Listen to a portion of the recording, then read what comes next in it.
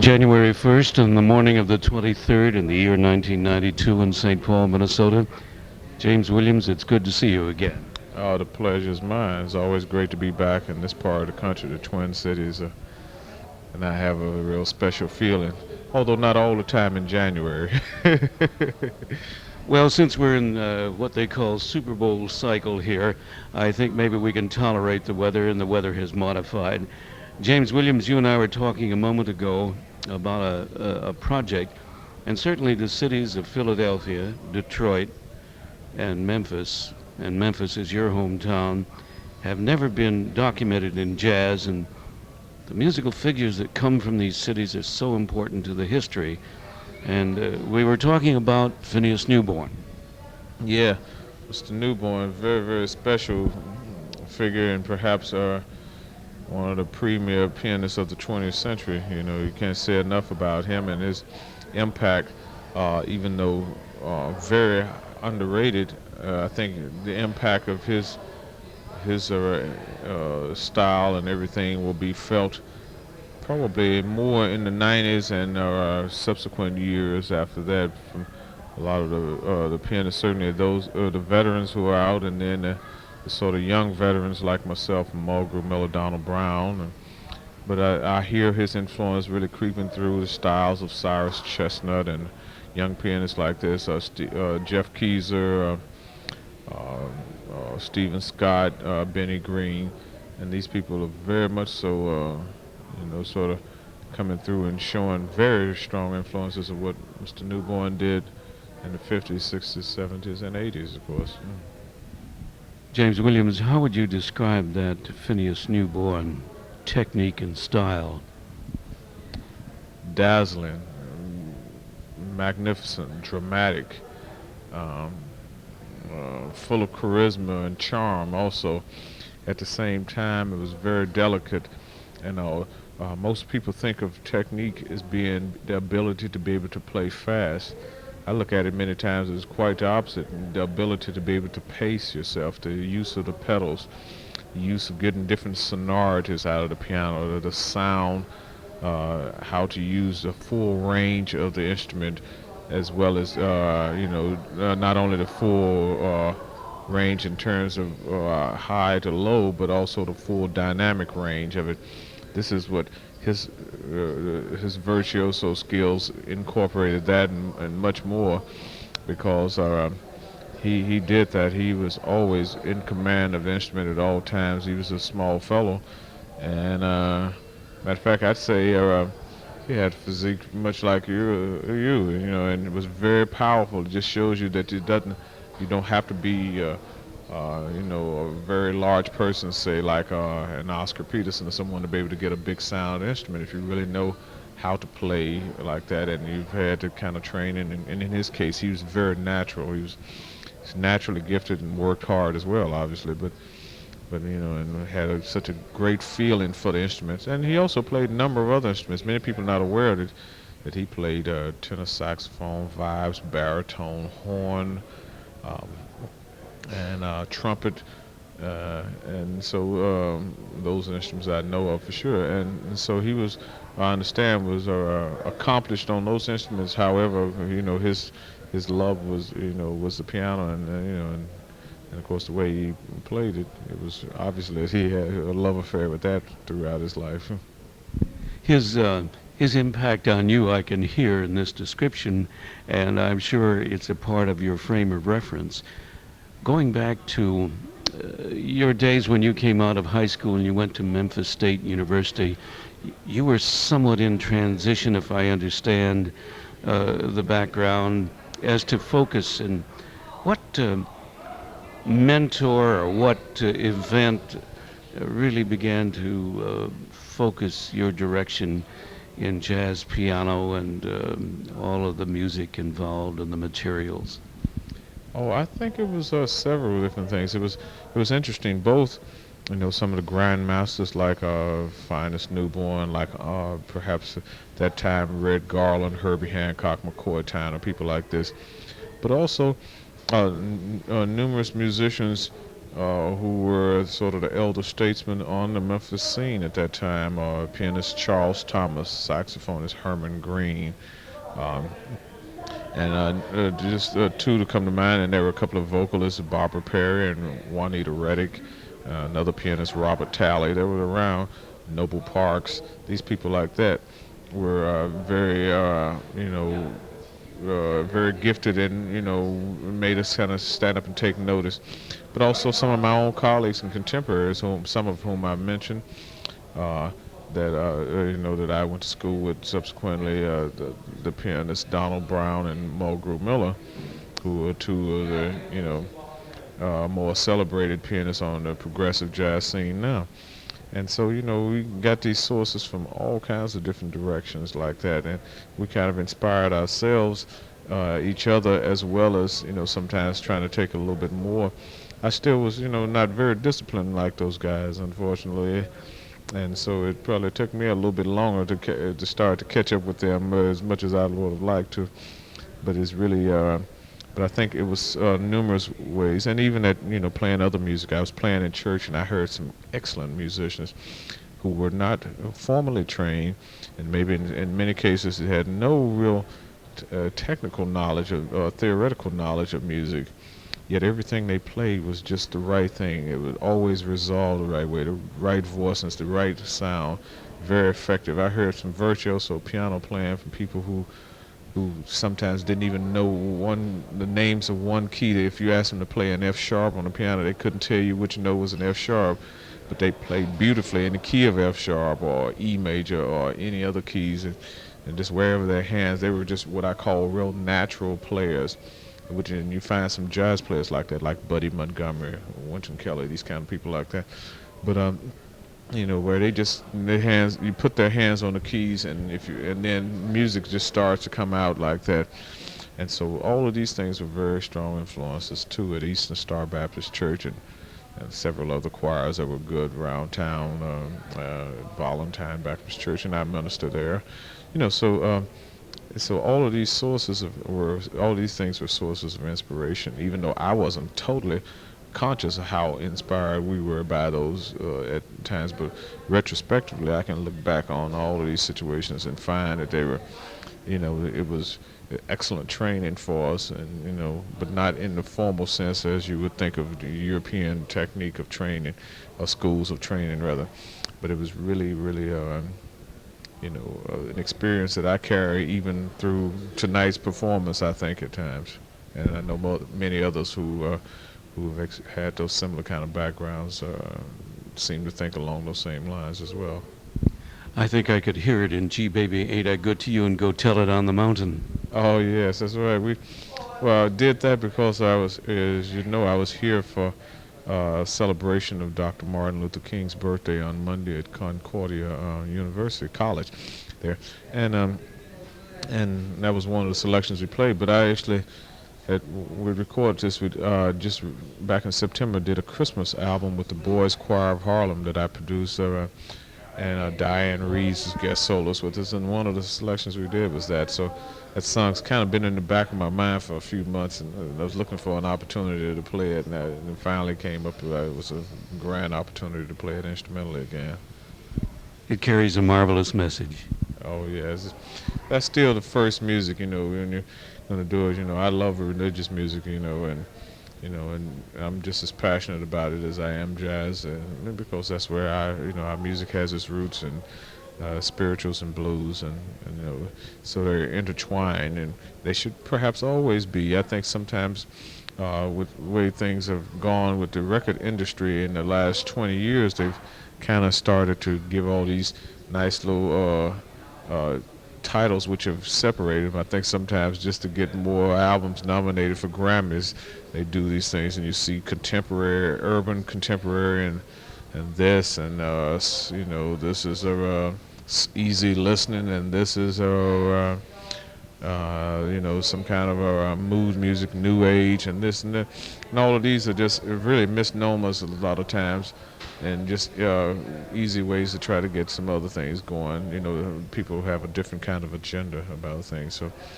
but as traditionally, A lot of the jazz musicians played the real rhythm and blues, and vice versa. And many of us had backgrounds at playing religious music, whether you're talking about Sam Cooke or Aretha Franklin, or whether you're talking about Ray Charles or Nat King Cole.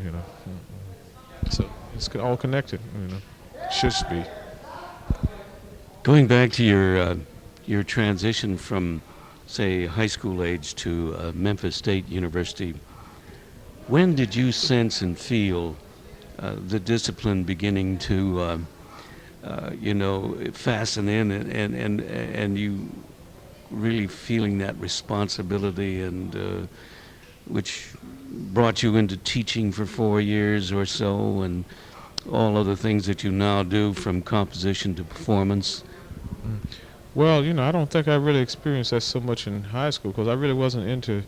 Surprisingly enough, wasn't into jazz at that time because I didn't start playing the piano until I was 13 years old, and so by the time I got out at 17, I was involved in it a bit, and had started playing at church. But I really, the jazz thing really didn't start happening much more until I was closer to 18. I was kind of fascinated with it, but I hadn't really, never played any kind of jazz engagements, and I was just lucky that some of these guys in my high school were kind of that same stage, so I had, none of us knew anything, so we could literally practice on each other.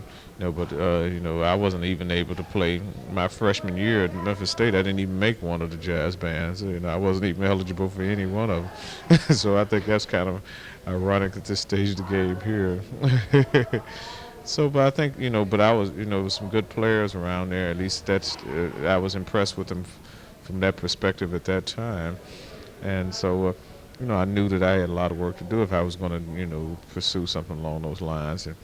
And basically being as undisciplined as I know I am, it was just lucky that, I was able to, get some of those, kind of inspirations and to do enough from other sources in addition to the school, but as outside of school, it was still the time. I caught the tail end where you still could go to several places around Memphis and hear good live performances and stuff. Even though we weren't really old enough to get in the clubs, we would sneak in and we might hear 30 or 40 minutes before proprietors would run us out or ask us for IDs and things. But we were, determined to stay around and be around the music vicariously in some form or fashion, if that's what it took.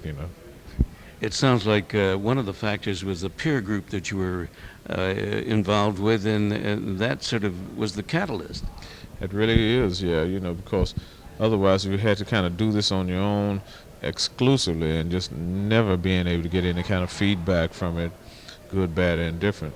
We would have been, it would have been much harder and probably would have been a lot slower progressing because, we had a bass player and a drummer, and we had a saxophone player and a couple of trumpet players who wanted to come out and jam, and we were trying to learn Horace Silver tunes and Lee Morgan tunes and trying to play some of those difficult Miles tunes we didn't play. We didn't know what was happening. We didn't have any idea, any clue of how to play on Seven Steps to Heaven, a Joshua, or some of those things that he was recording with Herbie Hancock and Tony Williams and all those guys at that time, Ron Carter and George Coleman.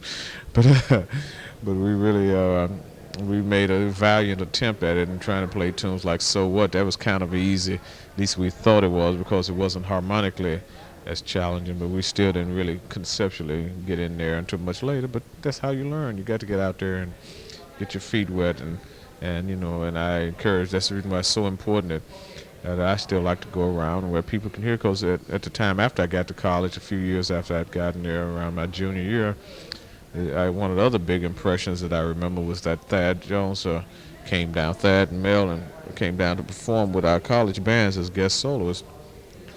And just hearing that music that he had written and just really made a powerful statement. And then, of course, he came down. He was so charismatic and so sensitive and taking charge. Even today, I always tell Hank Jones when I see him, I said, boy, if it wasn't for you guys are the first family of jazz, if it wasn't for you and Thad and Elvin, boy, I probably would be in Memphis washing dishes for a living or something. Because I've gotten so much enjoyment and pleasure and inspiration from just those three brothers there. in themselves. And so that was one of the things. So like I said, different solos came down and played with the band. So that was always exciting to get kind of rub shoulders with the real, what I call the real cats who was out there doing it. You know, George Coleman came in once, Tooth Thillman, Clark Terry, um, Al Cohn. You know, different people were in with the band at different times. I wasn't always playing with them, I may add, because as I said, I wasn't in the band when I first started. But you know, just kind of being in that atmosphere and everything, and coming down there and and hearing other groups play and hearing good college bands. You know, we just knew if that's what I kind of wanted to do. Even though I didn't have exactly an idea how I was going to go about it. Mm.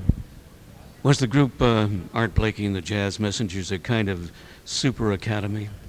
Very much so. I mean, that's triple postgraduate school work there when you get out there. But yet at the same time, it's like taking a 101 basic freshman course, a pre-college course, and you know how to swing, how to pace the solo, how to build your the solos, what to do, your presentation on and off the stage.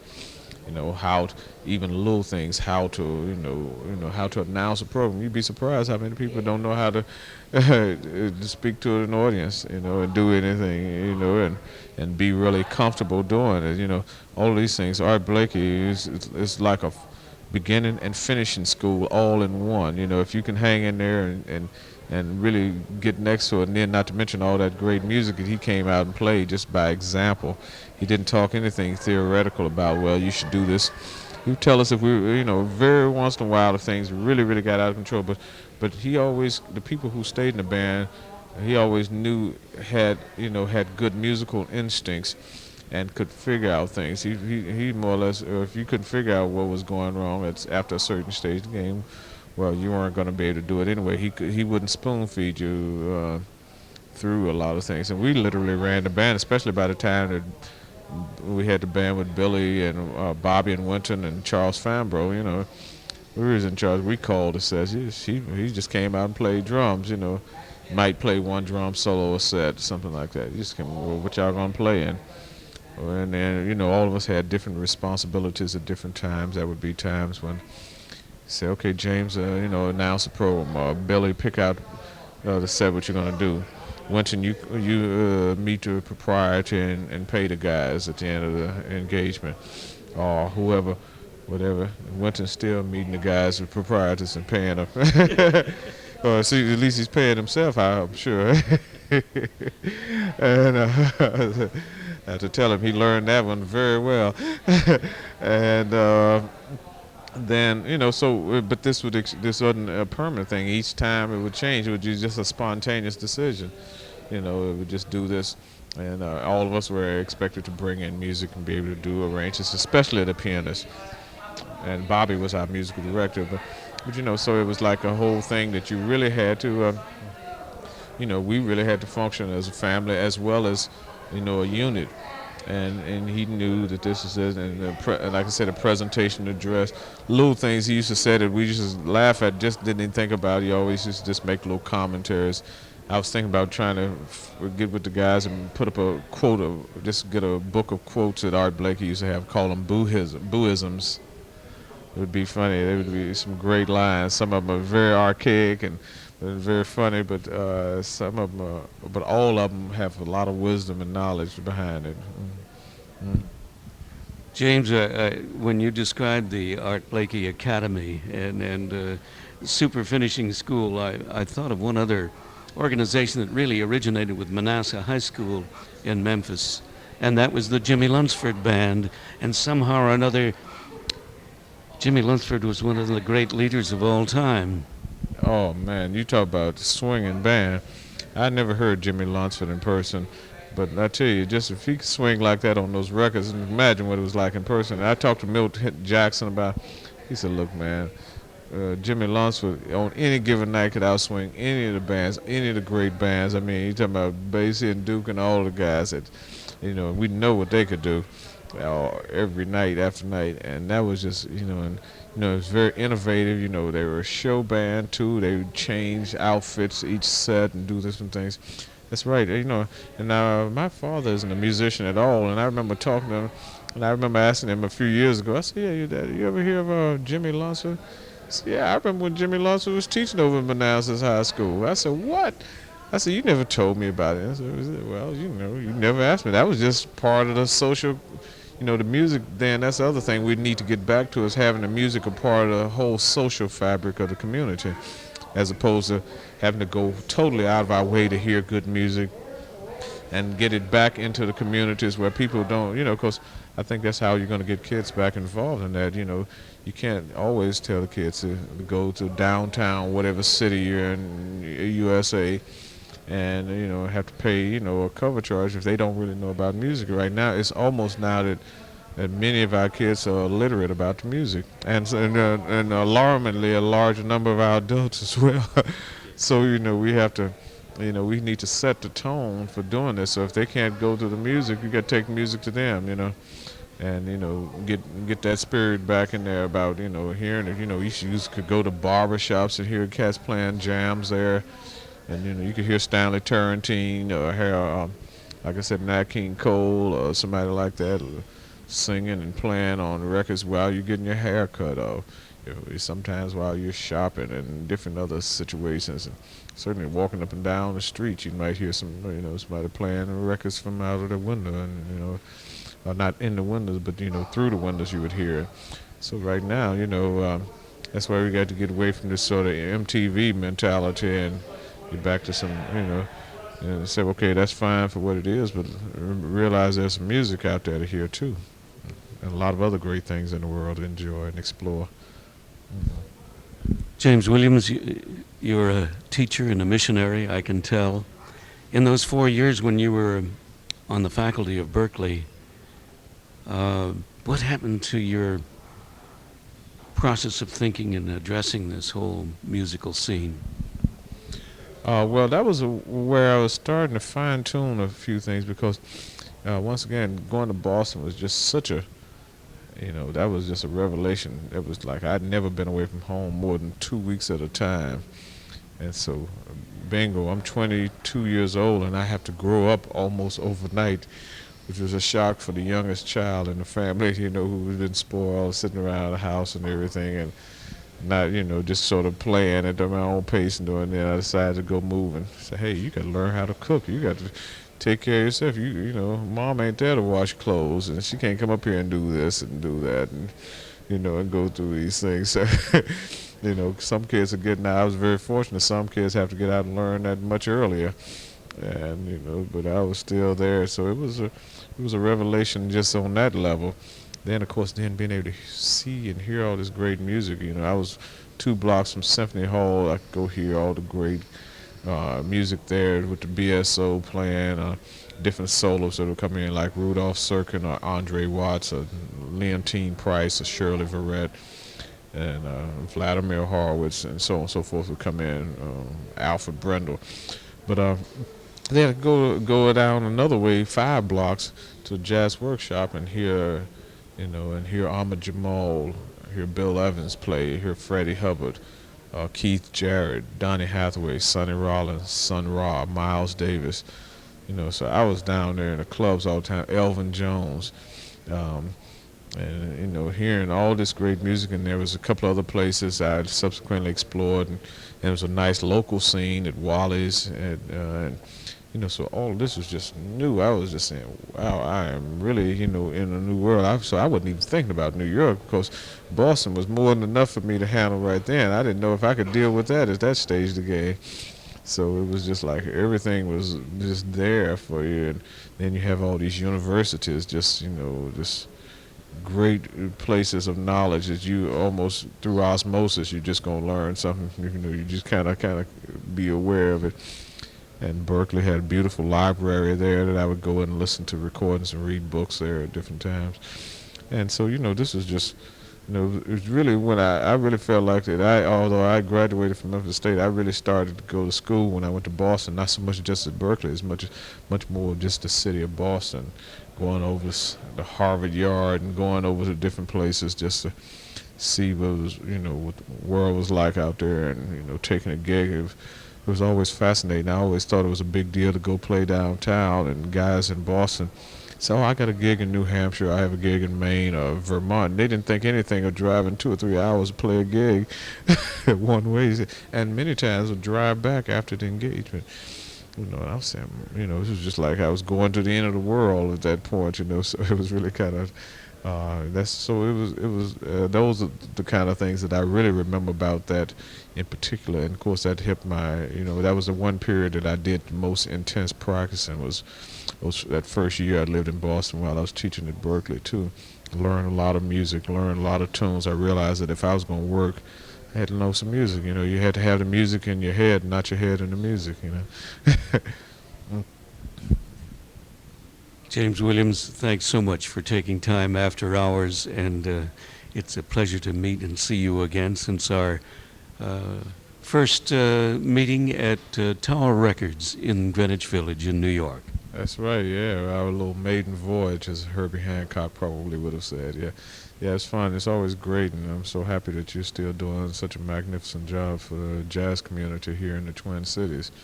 So thank goodness for people like yourselves who are, going well beyond the call of duty, because it can't be done enough, and I appreciate it. And it was definitely my pleasure to get a chance to get out here and sort of renew our friendship and everything too.